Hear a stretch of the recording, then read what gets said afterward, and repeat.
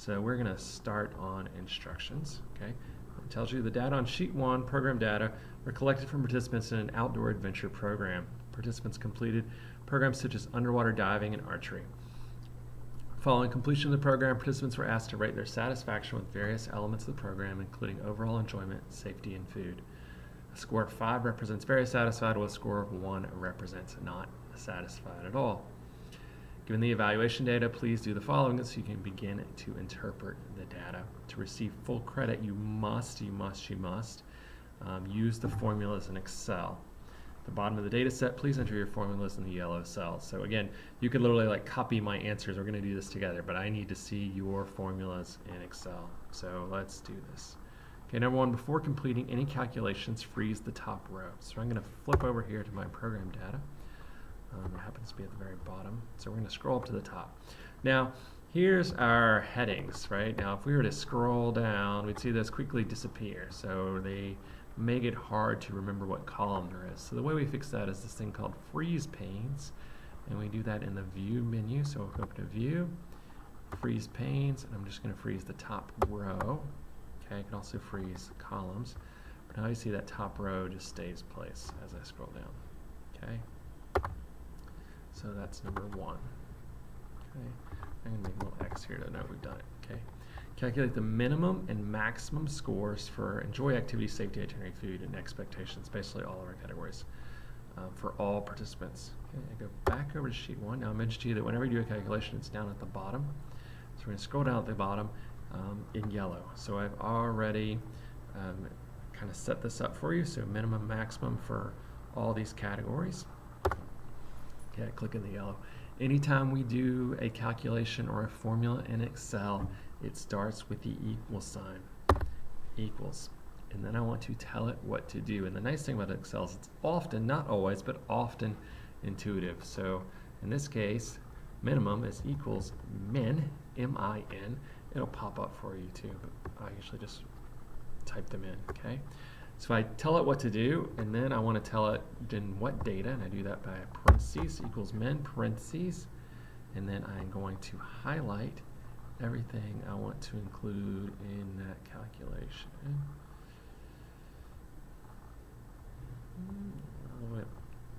There, then I close my parentheses, and I can hit Enter or Tab, either one works. So we see my minimum score here is 2. You may notice if you look, it says H2 to H384, which is our cell references. I'm pointing at the screen, you can't see me, but it's our cell references. You could type that in. I find it much easier to highlight. It's easier to not make mistakes. Okay, I can do the same thing with maximum equals max, open parentheses, and I highlight again.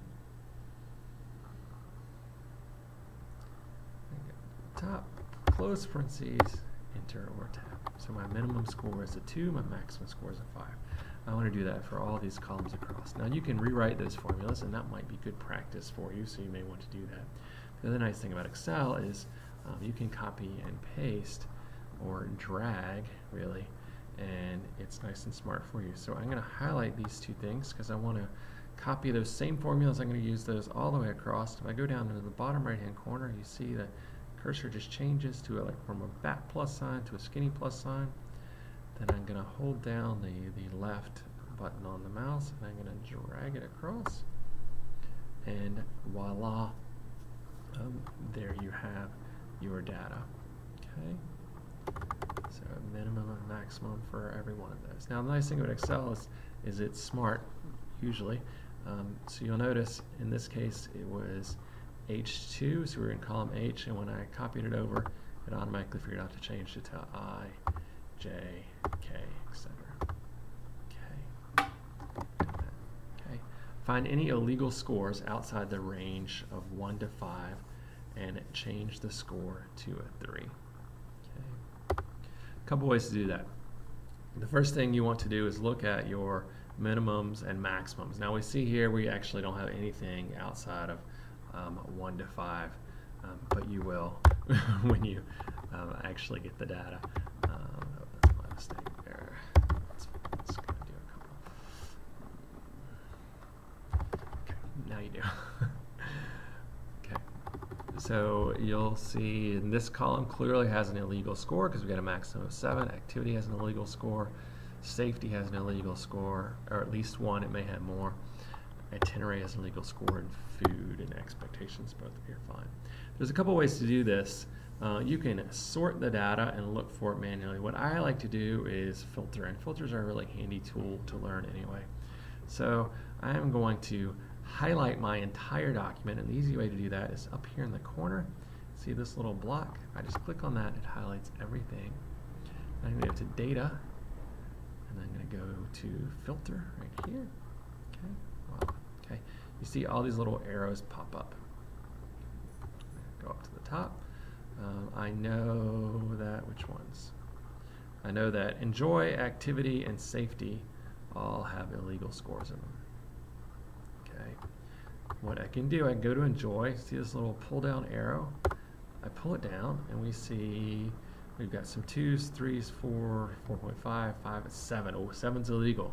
Okay, so I can either uncheck these and just check 7, or I can just do a search for 7.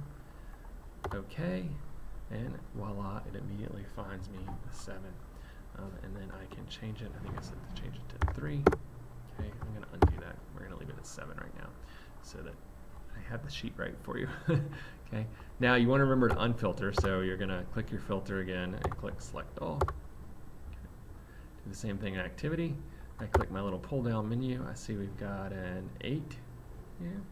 Okay, so I'm going to look for 8. Okay, there it is. I'm going to change it to 3. Okay, actually change it back. Okay, then I'm going to select all again. Do the same thing for safety. We see we've got 2 here. We've got a 6 and a 99. So we want to fix both of those. So I would, instead of searching for all of them, I'd just check both of them. 6 and 99 here, and everything under check. And there they pop up for me, and I change it to 3. And then I remove my filter by selecting all. Okay, and that's where I had all the illegal scores. You can leave the filters in place, or if you want to remove them, you just go back, highlight everything again, and click the filter button, and they're all gone. Okay, so we have found illegal scores and changed them. Okay, calculate the average score for essentially all the categories. Okay, again, I've put in place here where to put it. I haven't highlighted the sheet. That'll be fixed when I give it to you. Okay, so again in yellow. So again, every formula starts with the equal sign. I hit equals. Okay, nice and obvious. Average, which you'll recall from class you're reading, is also the mean. Average, open parentheses. I highlight my range. I close my parentheses. I hit tab or enter. Voila, average of 4.52. Okay, and again, I can go to the bottom right of that till that changes and drag it across. Voila. Okay. I didn't put this in the instructions, but really we should change this to like 2 decimal places. And we do that up here under number, and I just go decrease decimal. 1 decimal place is good. Okay. Okay, we calculated the average scores. Create a bar chart with these averages. Title the sheet, score averages. Okay. Later in the semester, we'll do a detailed application just on presenting data visually. But here's what we're going to do this. First of all, we want to highlight our titles. Okay, so they're up here, enjoy, activity, safety. So I'm going to highlight. Okay. Then I'm going to go to my averages and hold down the control button. Okay, and then highlight my averages.